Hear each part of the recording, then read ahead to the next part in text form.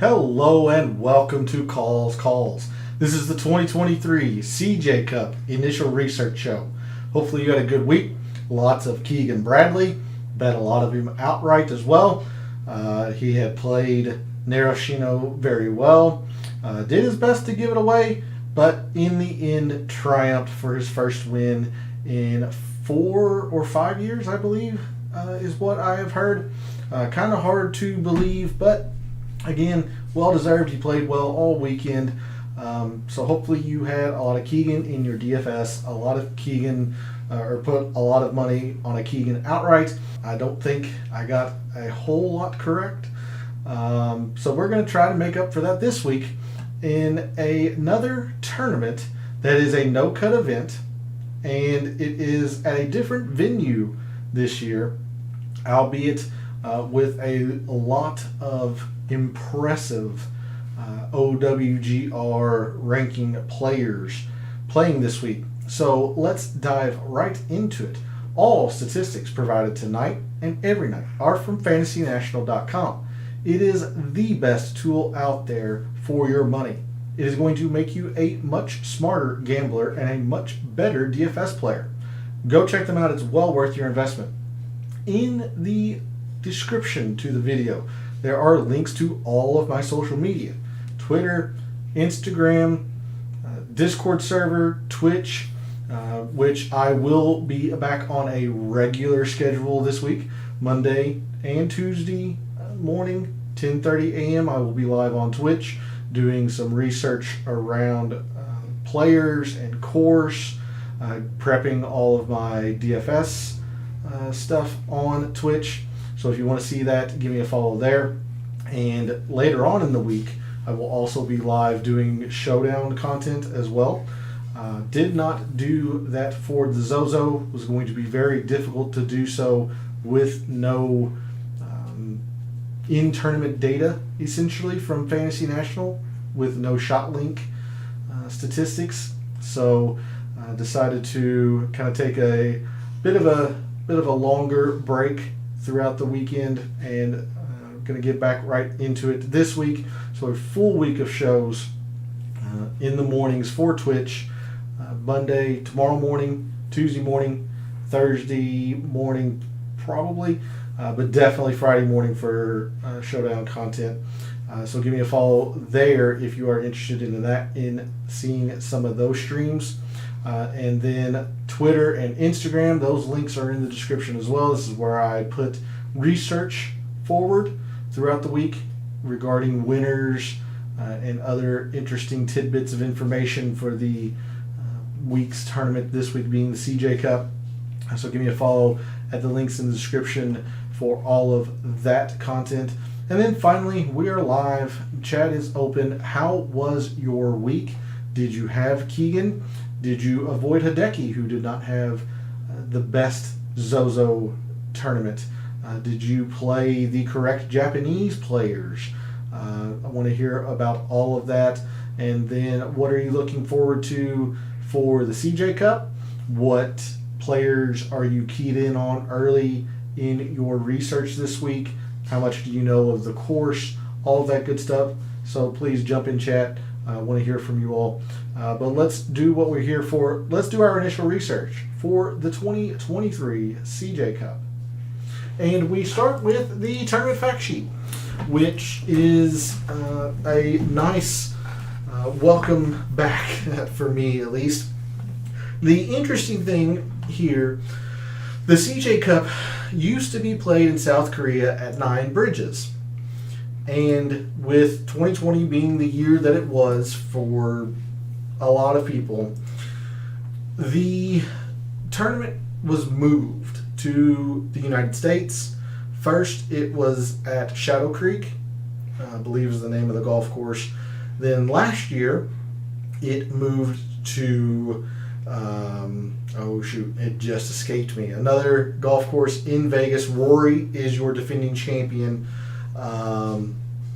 Now it literally just escaped me as I was prepping that sentence.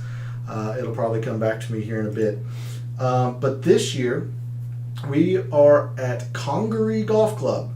And if that golf course rings a bell. It was the host of the Palmetto Championship in 2021. The Palmetto was a one-year standalone event. Garrick Higo won that event that year. But we are in Ridgeland, South Carolina. This course is extremely long. 7,655 yards on the scorecard, and is a par 71. So an extremely, extremely long, tough golf course. It is designed by Tom Fazio. The greens are just barely above tour average at 6,150 square feet. The interesting thing about the Congaree Golf Club is that there's no rough, really. There's a little bit. But there's no rough because everything is run out from fairway to native area, sand or waste area. That was the defining feature at the Palmetto. So it has stayed that way to now, where they are hosting the CJ Cup this year. Lots of fairway, but even more, lots of waste area. They do have quite a bit of water on the course, 10 holes with water in play. We are on Bermuda greens and Bermuda throughout the golf course on the fairways as well. So a couple of additional notes here. Course hosted the Palmetto Championship in June 2021. Course is built to play fast and firm, similar to sandbelt courses in Australia. Think of TPC Summerlin, where the course is intentionally designed to be fast and firm, lots of run out. So even though the course is long, and it will play long, the yardage is a bit misleading since 300-yard drives are not out of the ordinary here, even for players who don't normally hit at 300 yards. So there is a look at Congaree and this year's CJ Cup in terms of a GCSAA tournament fact sheet. Again, very long golf course, over 7,600 yards.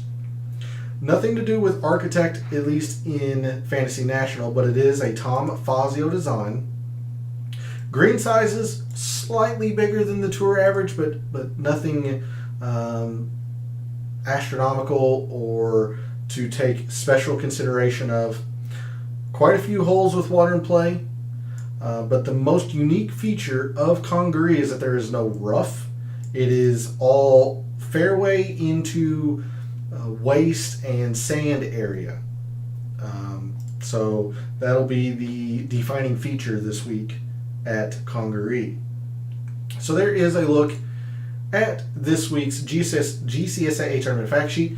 Let's move now to Fantasy National. And kind of like last week, I imagine this is going to be a bit of a shorter show, especially since there's only been one PGA Tour event at Congaree. It was the Palmetto. And we'll certainly look at some of it tonight, but we're definitely going to dive into a lot of the metrics tomorrow night in the Data Dive show for course-specific stuff.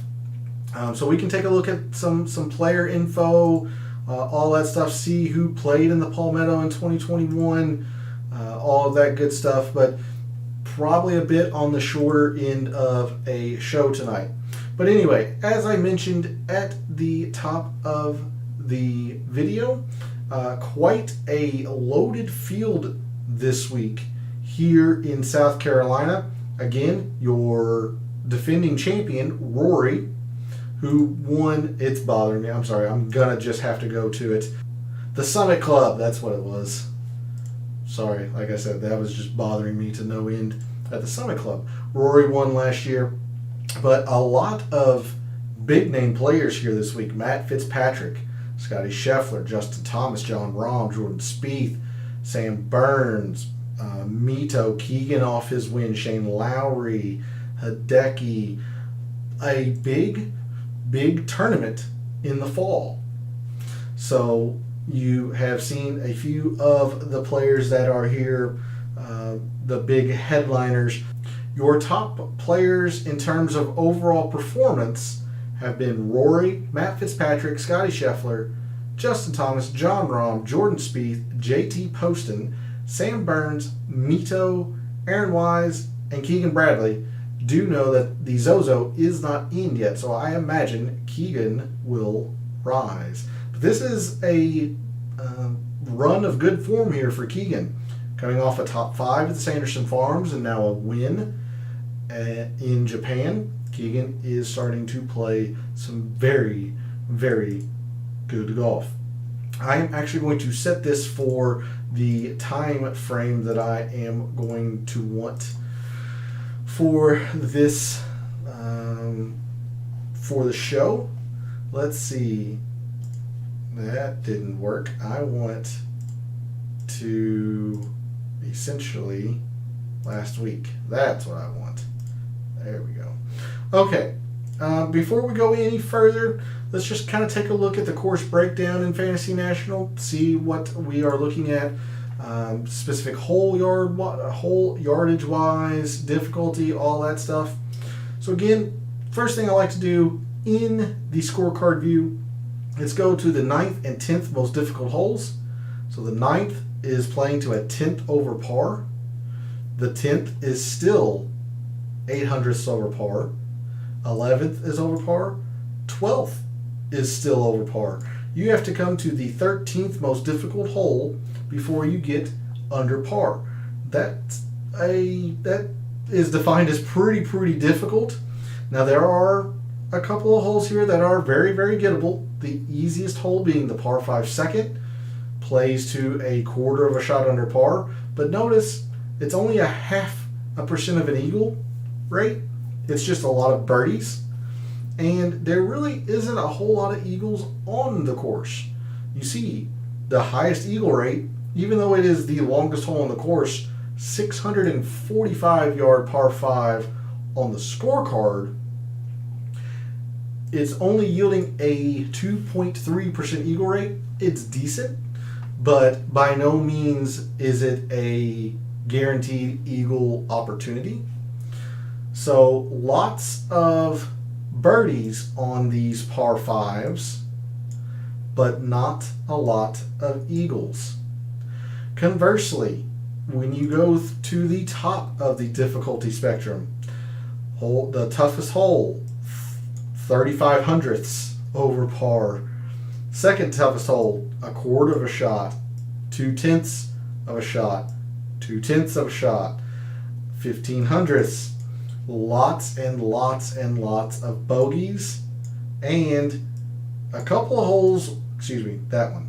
I did not mean to highlight, I wanted this one. The par 4 9th and the par 4 13th have a double bogey percentage near 6% or above.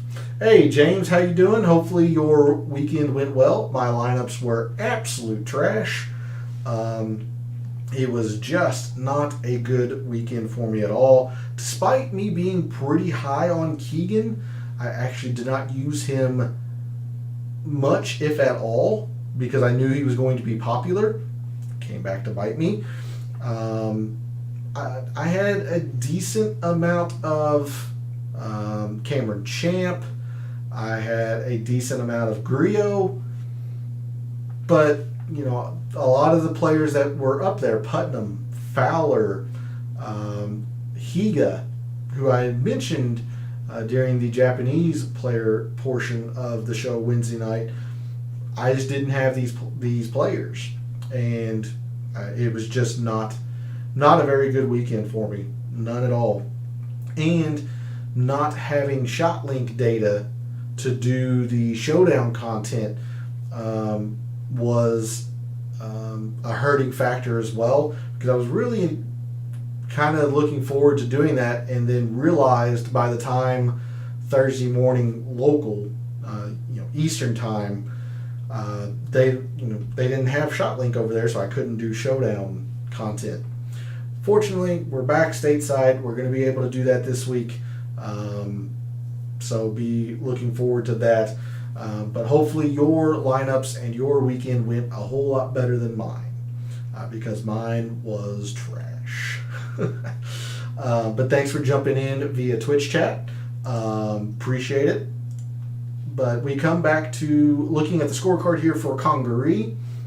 Lots of doubles on these two holes, but there are just quite a few bogey opportunities. I mean, some of the lengths of these holes, the par 4 sixth, 520 yards, 510, a 540-yard par 4.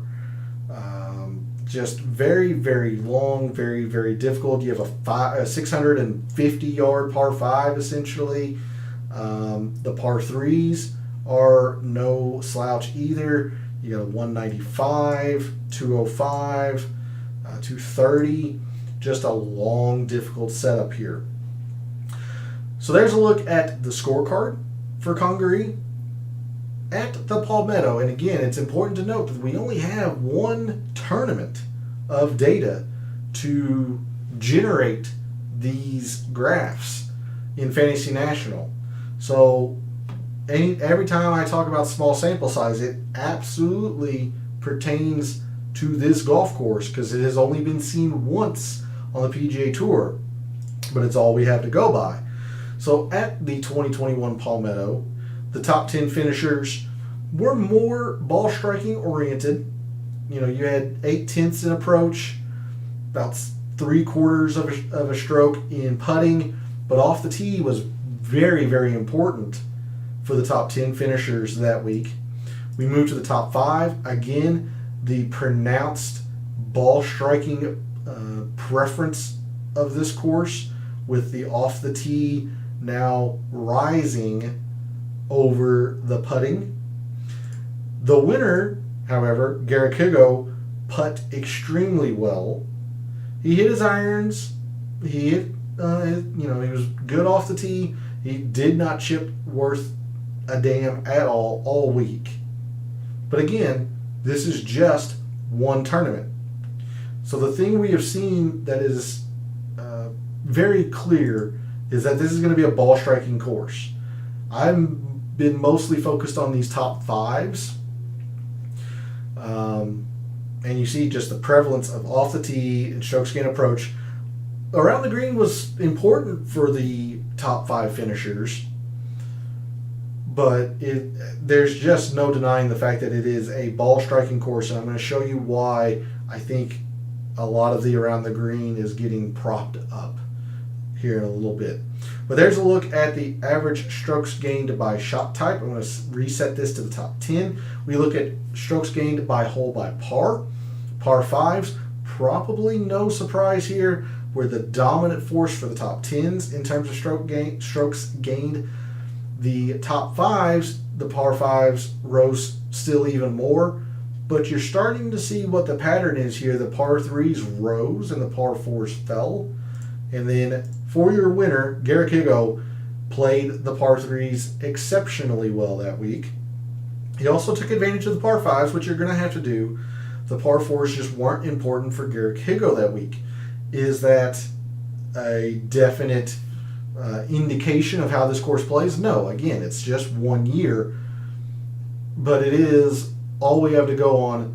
So we'll see if we can find a trend between the top 10s, now these top 5s, and the winners.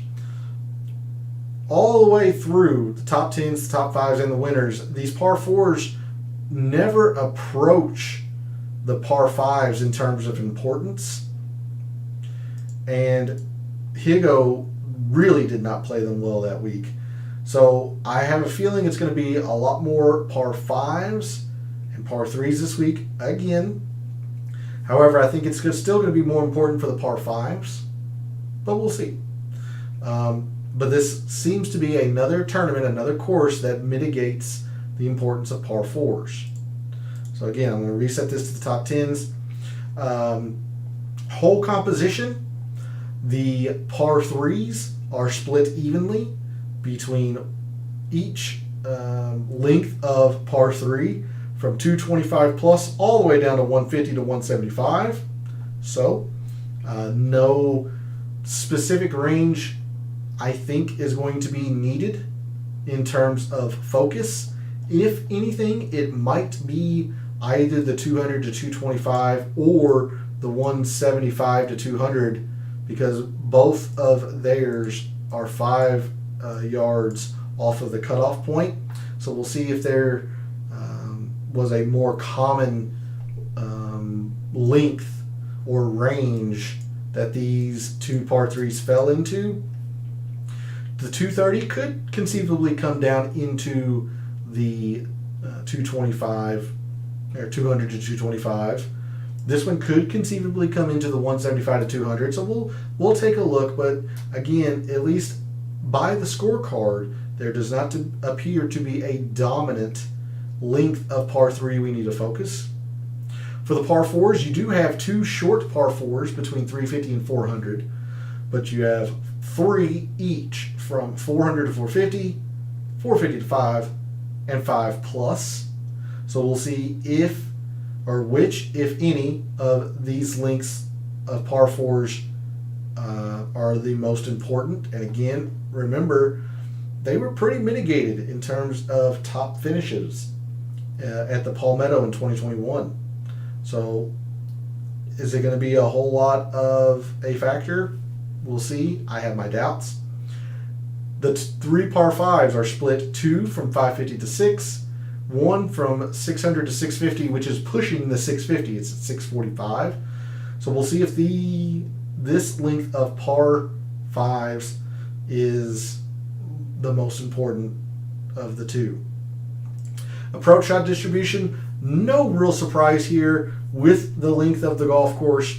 200 plus approaches, very, very, very common here. We're going to be taking a big look at that tomorrow on Twitch in the morning and tomorrow night in the Data Dive show. So we're going to be focused a lot on this 200 plus. We'll see if any other proximity, maybe total prox, comes into play, but we're going to scrutinize this length of approach shot the most. The cut line in the 2021 Palmetto was at +2. That is right on the edge of difficult and average. It is still technically average, but pushing the difficult spectrum. Scoring, you had 18% birdies. You had 17 and some change percent bogeys, but you actually have a pretty noticeable size bar here in the double bogeys. So you put the birdies and technically the eagles, but that eagle rate is very low. You put the birdies and eagles bar on top of each other, the bogeys and the doubles. You've got more scores that are over par than under par. This course is going to play difficult. It normally does, or it did in 2021. Driving accuracy. Again, refer back to the beginning of the show and the GCSA tournament fact sheet. There is a lot of fairway here. So driving accuracy is a bit misleading in the sense that there is no rough. It is either fairway or waste area, essentially. Fairway to sand, fairway to waste. So accuracy is actually quite a bit higher than the tour average here. Greens are much lower than the average tour event, which again makes a whole lot of sense. Even though these greens are slightly bigger than the average tour green, the course is extremely long. The course is difficult. It contributes to a green in regulation percentage that is lower than the average tour event. Scrambling percentage, players are not as successful scrambling here as they are at the average tour event. A lot of that probably just due to the fact that the course is very long. If you are anywhere off the fairway, it is going to make a difficult time to get par just due to the length of the course. And also 3 putts were very, very common here. So that's something else we're going to look at this week is 3-putt avoidance. I think that's going to be a very big key this week. Distance, talked about it. Even guys that don't hit the ball far are able to play this course because of the way it's set up, the run out. It is fast, it is firm. They want to play it like that. They want to play it like courses in Australia. So you see the average driving distance here is 302 yards, whereas at the average PGA Tour event, it's only 282 yards. 20 more yards average driving distance. That is astronomical. That's the highest I've ever seen. So definitely helps to have distance, but it's not mandatory. We'll see that by the players who played well at the 2021 Palmetto. The course is just fast and firm. Guys get run out. Again, speaking to the difficulty, speaking to the length of the golf course, proximity, when you do hit the green in regulation, 36 feet compared to an average of 29 feet. So we'll take a look at putting as well. And that's another reason why 3-putts were so common, is that even if you're on the green in regulation, a 2-putt is not necessarily guaranteed. So there's a look at Congaree from a scorecard and a graphical view. Let's come back now to the strokes gained page view here in Fantasy National. And now that we know that we are on Bermuda greens, let's actually take a look and see what Congaree played as. So they were all fast. Every single round was fast Bermuda, rough length, short, non-existent basically. Scoring was difficult. The first 2 rounds averaged the other 2. Okay, but again, firm, fast. So I mainly wanted to come here just to confirm fast Bermuda. So I'm going to again lengthen this out to January 1st. Put Bermuda filter, and we're going to go to fast. If these greens play as lightning, sorry, all I can go by is the 1 year we had data at the Palmetto. It's fast. My guess is it's going to be fast. I could see lightning, but we're gonna look at fast Bermuda greens for now. So since the start of 2022, January 1st, your top putters on fast Bermuda greens have been Kevin Kisner, Davis Riley, Tom Kim, Scott Stallings, Terrell Hatton, Sungjae, Alex Noren, Hideki, Denny McCarthy, and Brendan Todd. So not a lot to be shocked about here, I don't think. McCarthy, Todd, these guys are just generally very good putters. Tom Kim, his putting on Bermuda we have talked about in the beginning of this fall portion of the season. Terrell Hatton, a very good putter in general, likes Bermuda, as you can tell. Yeah, so not a lot surprises me here, I don't think.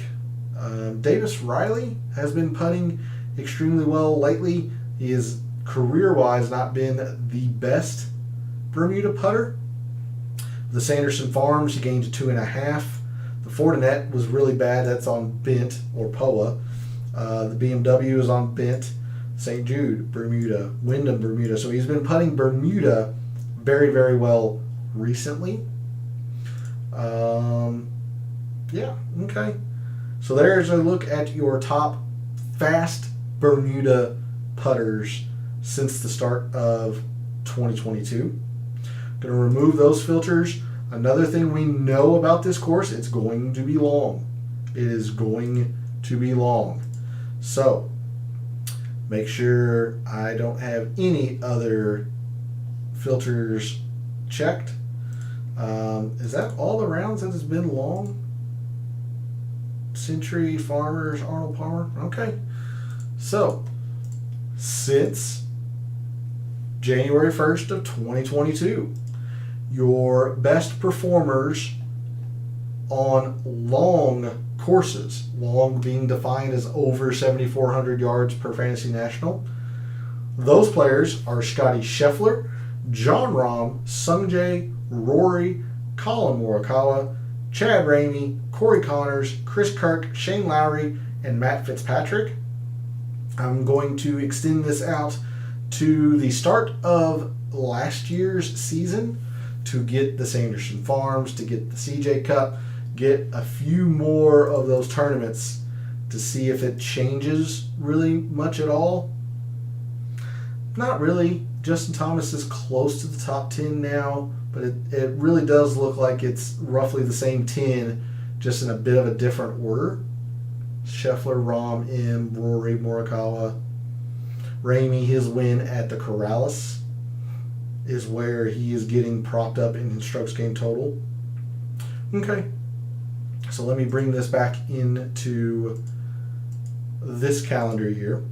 We'll take off the long course filter. Again, nothing to do with Architect. This is a Tom Fazio design, something that you can use in your research if you would like. This is a Tom Fazio design. Let's see. We saw that off the tee was extremely important as we went through the course breakdown here at Fantasy National. So let's narrow this in a little bit. Let's go to July 1st. And again, I started off the season at June 1st. I have moved up to July 1st now that we have some data from the new season. And July 1st is also coincides with the John Deere. It encompasses the entirety of the John Deere. So again, just nice round formatting. I suppose you're not cutting off any rounds mid-tournament. So since July 1st, your top off the tee players, again, making sure there's no filters, so just straight off the tee. Those players are Keith Mitchell, Sungjae, Cameron Young, Corey Connors, Jon Rahm, Troy Merritt, Aaron Wise, S.H. Kim, Max Homa, Scotty Scheffler, and Keegan Bradley.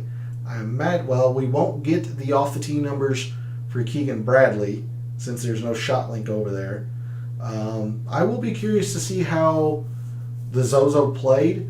The winning score being 16 under is lower than what I thought it was going to be, but there were some pretty high scores as well. So I don't know if it played as difficult as I was thinking it was going to. But that's also going to be a part of tomorrow's Twitch stream. Going to, take a look or critique how my mixed condition model performed, all that good stuff. So if you want to see that, make sure to tune in on Twitch tomorrow morning, 10:30 a.m. Eastern, roughly. But anyway, there is a look at the top off the tee players. Let's take a look at your top take a look at your top strokes gained approach players in that same time frame since July 1st.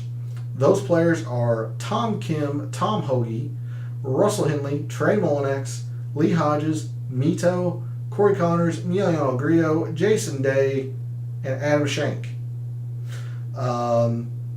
So Connors is the only one that has been top 10 in both off the tee and approach. He did not really play all that well at the Zozo. That's what hurt a lot of my lineups as well. I was really high on Connors. Schenk was okay. Probably better than what a lot of people thought he was going to be. But for as much as I needed him to be in the top 5 or so, he wasn't, and that didn't help either. But there is a look at the top strokes gained approach players since July 1st.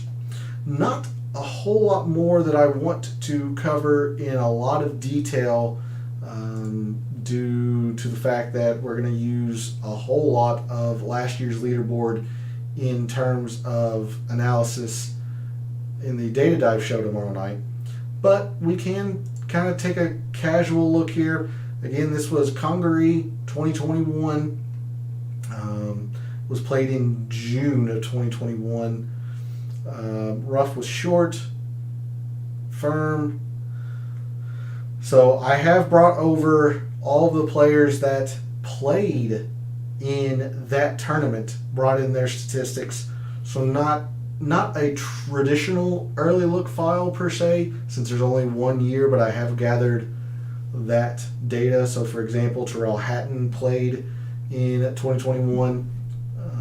So brought his stuff over, all of that. But let's take a quick look here at some strokes gained, maybe some birdies, bogeys, and stuff. Let's see. I'm going to highlight the top, 18 due to ties. I believe you can see all those. Yeah. So let's see. Off the tee, again, only 2 were negative, and 1 was essentially field average. So you see the importance of off the tee, or at least the importance that it was in 2021 here. A couple in the strokes gained approach. Now, nobody was spectacularly terrible in around the green, but you had quite a few that were negative in around the green. And again, Gary Kigo gained 3.8, which is a lot, but I mean, you've seen some tournaments where guys will gain 8, 9, 10. So putting wasn't the be-all, end-all, except for maybe Cheston Hadley. He had a huge week on the greens. So let's kind of sort this out here. Off the tee, pretty strong up top. You had one of the runner-ups, a top 25, a top 15, 2 more runner-ups. Kevin Chappell was middling. Tyler Duncan was a clunker. But there's some pretty strong correlation here for off the tee. Gary Kigo was also fairly high in off the tee leaderboard performance. Strokes gained approach. Honestly, I would say it's less than off the tee because you have a miscut from DJ Trahan, who's very high up here. You've also got quite a few more, middling finishes. Stop highlighting. Quite a few more middling finishes here. Chase Seifert, Davis Thompson, Sung Jae, all middling in terms of success that were high in strokes gained approach. Will Gordon, top 15, runner-up, top 10, so it's still very strong up at the top. But, I mean, just take a quick eyeball look at these performances here in approach versus off the tee. And you don't have a missed cut among them, among the off the tee. You do have a clunker of a made cut, but you got a lot of success up there. So it looks like off the tee was more important than approach. Around the green, again, like a top 25 is fine, but then 2 clunkers, 2 more middlings, 2 clunkers and a miscut. And then putting, that is pretty low correlation in terms of putting performance, because this is sorted on the putting. So you would think if guys were rolling the rock, they were going to be first, second, third. You have your high finishes, sure, but there's a lot of double digits in here. A lot of double digit finishes sorted on the putting. So it's not the be all end all.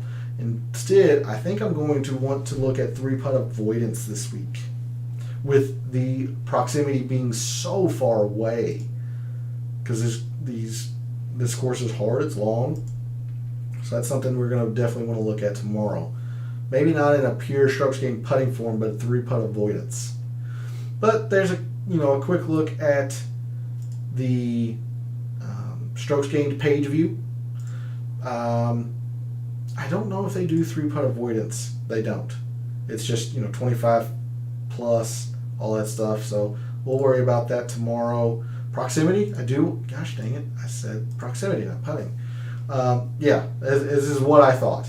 Like, look at the 200 plus proximity here. Only 1 player in the top 18 was negative in terms of prox 200 plus. It's going to be very, very important this week. So definitely going to want to look at that. Total prox, for that matter. You only had 2 players that were negative in total prox, and Eric Van Rooyen is essentially field average. That's minus 2.5 feet over 4 rounds of total procs. That's essentially average. So let's sort on total procs.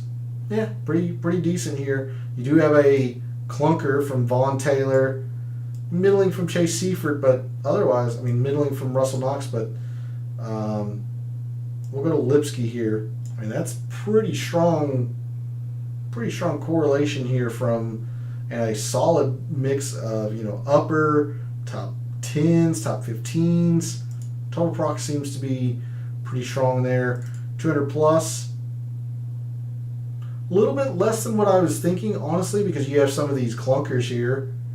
Been on Vaughn Taylor, Sam Ryder, but sandwiched around them, top 10, top 20, runner-up, top 10, winner, runner-up, top 20, runner-up. 200 plus is very, very important as well. So just kind of wanted to get a gauge there for proximity. I think we're going to leave it there on Fantasy National, bring you back to this. But let's move to Microsoft Excel to end the night per usual. So again, this is all the statistics from the 2021 Palmetto, the players who are in the field this week who played that event. So in fact, let me filter out all of the blanks and we'll just take a look here. $9.99 means they missed the cut. It's I just brought it straight over from Fantasy National, so when you see $9.99, that just means miscut. So here are the players that are here this week for the CJ Cup that played at the 2021 Palmetto. There are 22 of them. Let's see. You've got a pretty good mix here. Let's see. 10 of them missed the cut. You have Terrell Hatton, who finished runner-up. David Lipsky, top 10. Harris English and Ches Reavie, top 15. So I want you to notice, these players. Terrell Hatton is not long off the tee. Ches Reavie, not long off the tee. Alex Noren's not long off the tee. He missed the cut. Keith Mitchell is long off the tee. Missed the cut. Now, Fitzpatrick has gained in distance. So you can see that there. Luke List, long. He missed the cut. But Seamus Power is long and did make the cut. So, sure, distance helps, but it's not mandatory. So don't get locked into this mindset of, oh, goodness, this course is almost 7,700 yards. You have to be long to compete here. You don't. The course is set up very fast, very firm, very dry. So guys are going to get run out. Ches Reavie, top 15. Tommy Fleetwood, he's not long. He, was middling, fared fine. Terrell Hatton was excellent, runner-up. And he didn't putt well. And he normally putts Bermuda well. So you don't have to have length here. Don't get stuck in that mindset as you move forward in your research this week that you have to be long to compete here. You don't. Anyway, so of the players that played in the Palmetto in 2021, Lipsky was pretty long, very good off the tee that week. Fitzpatrick, Hatton. So you see where these players that had a lot of success. Bo Hostler, very good off the tee. Lipsky, very good off the tee. English, very good off the tee. Fitzpatrick, Seamus. In fact, let's just take out all of the guys that missed the cut as well. Let's just look at the guys who made the cut. I mean, that's an average of 1.8 off the tee of the guys who played at the Palmetto in 2021 who are playing this week. You can see their average finish was a top 30. I say you see it. Excel is telling me lovely in this bottom right-hand corner here that the average of these numbers is a 27.17. So these players averaged a top 30 or inside the top 30. They all were very good, or most of them were very good off the tee. Approach, you had some good from Tyrrell Hatton, from Ches Reavie, from Bo Hostler, but Adam Schenk was poor. Putnam wasn't great. Fitzpatrick, this is an average of 2.1, so a little bit higher than off the tee, but I would still classify that off the tee is more important so far. Around the green, you see, not very important at all. That's an average of 0.6. And putting, not very important at all. It's an average of 0.8. So it's a ball striking course. As you move forward with your research this week, remember, it's a ball striker's course. Distance, again, just not mandatory. Fairways are going to be pretty darn important. These fairways are big, but if you're off of the fairway, there's no rough. It's just waste area and sand. Therefore, you're laying up majority of the time if you're not in the fairway.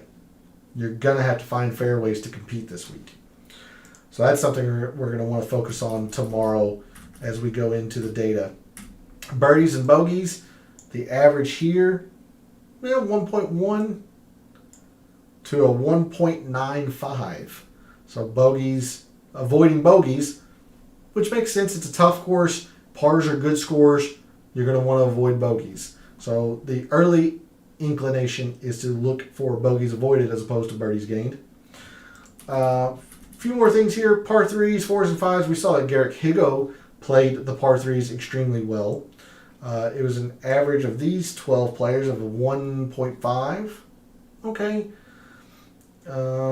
If anything, maybe the shorter par 3s were more important.